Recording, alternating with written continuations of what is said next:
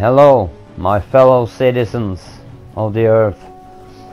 I'm making this video today because I need to speak especially to the American people. I want to talk about what's going on in your country today, and I want to explain to you, to the ones of you that still can't grasp what's going on, and perhaps give you an insight that might shed some light on what's happening inside your country now. Because you have been very unfortunate, the world has been very unfortunate, because we have created an organization called the United Nations, and they have a stated goal of creating unity.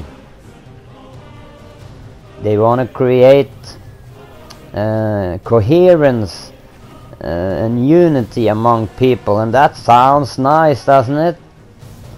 And it could be, but not in the way that these guys want, because these guys are pure fascists, and it's highly advisable for us to be aware of this so that we don't fall into the trap of being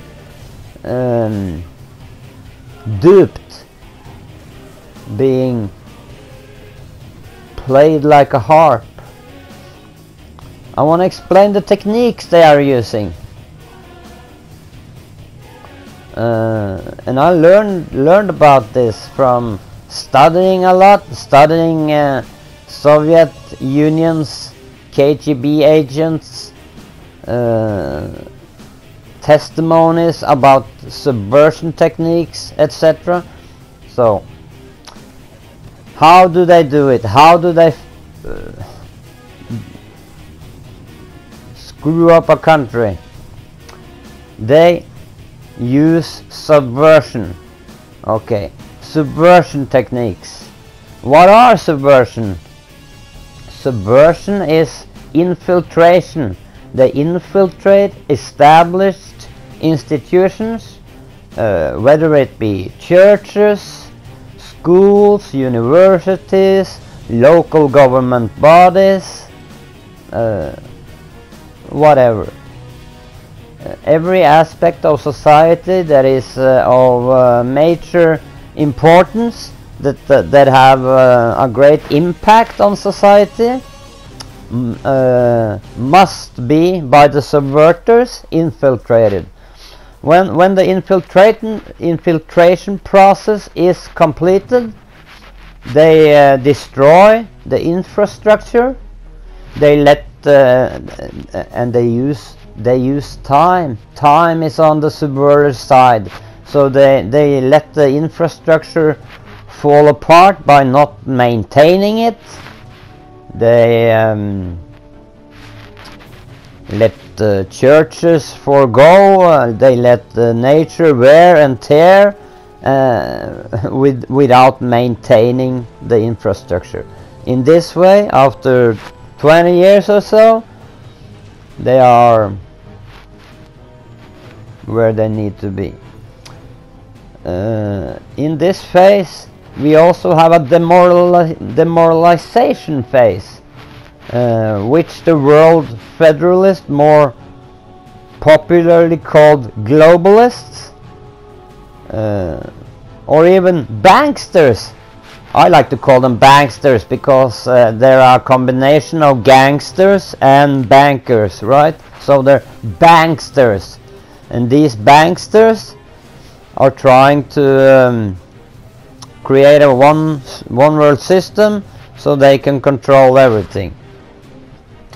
But the demoralization phase consists of what the word means.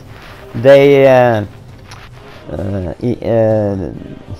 demoralize the country by bringing in immorality. They promote homosexuality. They promote gay marriage. They promote rioting, just like Soros now, bailing out the guys, the protesters that are burning down the shops and the buildings. He's spending millions on bailing these guys out so they can continue their mayhem. It's like a bridge is constructed, so are also these things. They use them to achieve their goal, and these are not good people. These are not the kind of people we want inside the systems. So they demoralize you. US Americans, you are being demoralized. They are using all kinds of craziness, political correctness, in a way that is insane. Everything is racist. Everything is,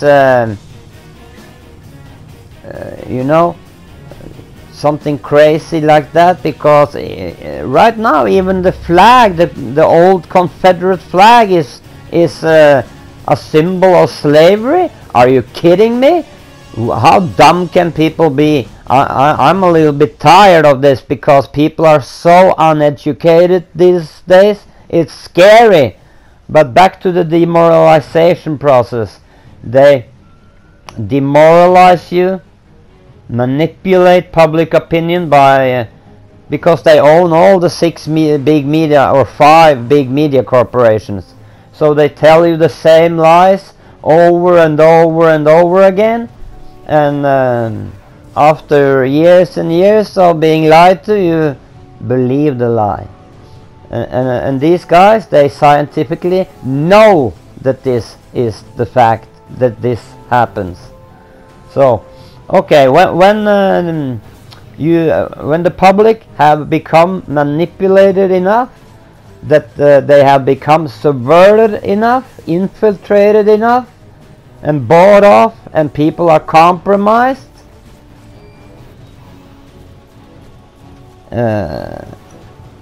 and everyone is telling the public not the truth, but plain lies. They initiate a process called normalization. No, excuse me. They initiate a crisis. They initiate some sort of incident that stirs up the feelings of people, like the Twin Towers, good example, right? They want to traumatize the people. They want to make the people think that they are invincible, that nothing can be done about these guys, that and even sometimes the people don't even know who's behind it. So, but they try to, okay, say they might start a war. In modern times, we have discovered that it doesn't necessarily have to be a war. It can be a war on drugs, or a war on terror, some sort of social crisis, if you will, social problem. It doesn't have to be a war. It can be a war, but often it's enough to call it a war on terror, a war on drugs, etc. So this only furthers the demoralization, and the people get weary. They get tired of this process. They get frustrated and confused. They don't know what's right or wrong.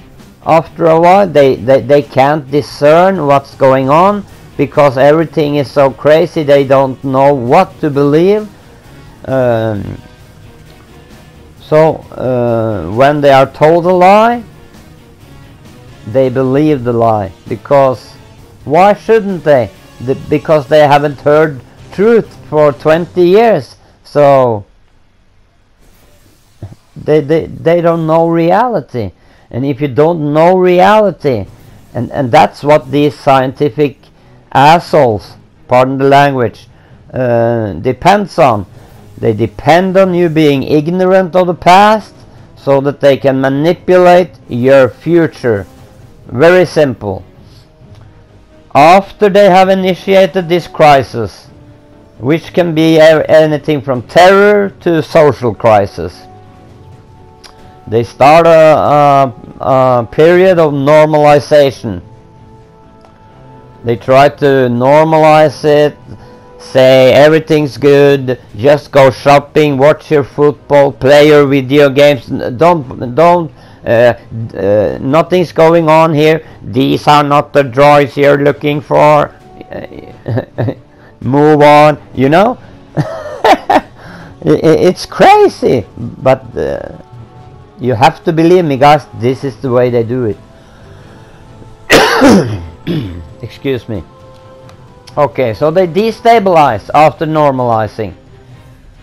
So they demoralize a nation, pervert their culture, modify laws to employ immoral laws like homosexual marriage, etc.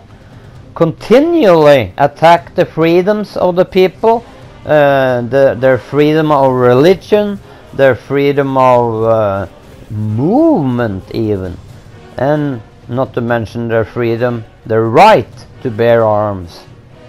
Not that we have it here in Norway, but Americans know what I'm talking about, because up here in Norway we have already been conquered, if you get my drift, and I want to avoid that to happen to the last bastion of freedom in the world, because if the same thing happens in if they take your guns away in the United States, the world will fall into tyranny and everyone will be at risk. I kid you not. Take this seriously, guys, because this is serious. And we need to stand together as a people now, all of the earth, to avoid this shenanigans by these few, approximately 6,000 old bloodlines of families going back centuries, the same that ruled in the dark ages. The same families are trying to manipulate us now. I want no part of it. They're gonna have to kill me.